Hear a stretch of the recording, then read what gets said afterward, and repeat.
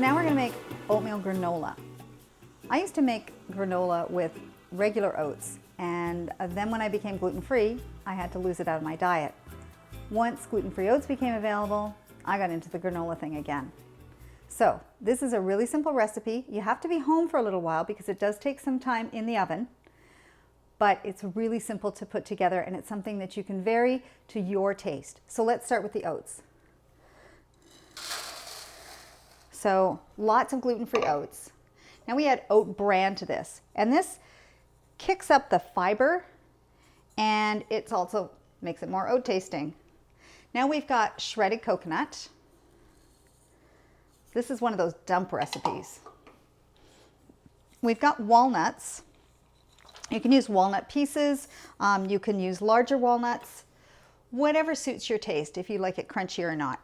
I like slivered almonds. You can also use sliced almonds.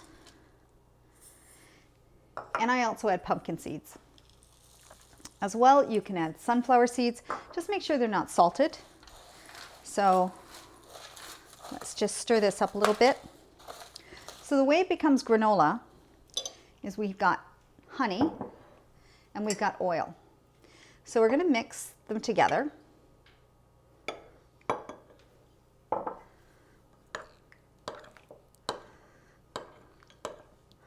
This just takes a moment, but by doing this, incorporating the oil and the honey together, it allows the honey to stick to all of the grains of granola, and you come up with a really nice consistent product. It looks like a lot of honey, but this makes a lot of granola.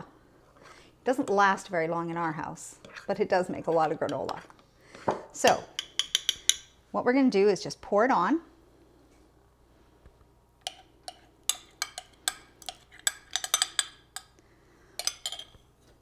I find a spatula works best to mix it up. So we're just going to turn it over in the pan.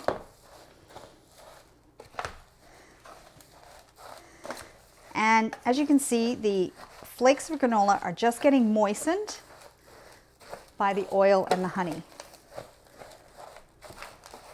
So what we're going to do next is, once this is all moistened, is we're going to put this in a 250-degree oven, and it's going to cook for 2 hours.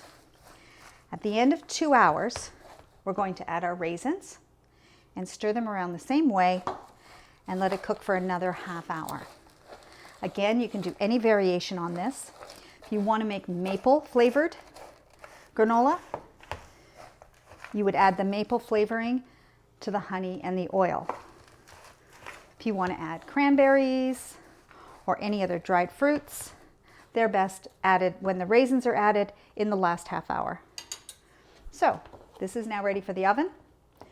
2 hours, add the fruit, another half hour, and I'll see you back here to taste some granola.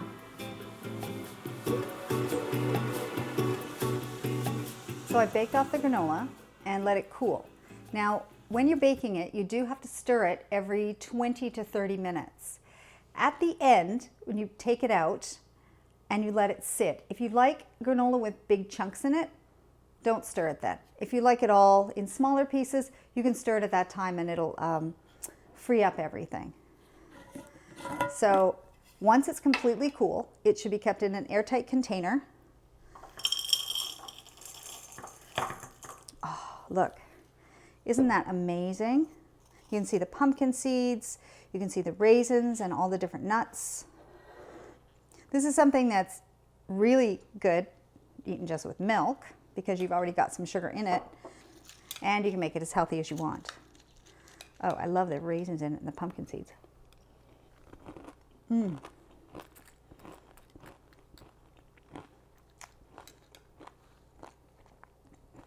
Nice and crunchy.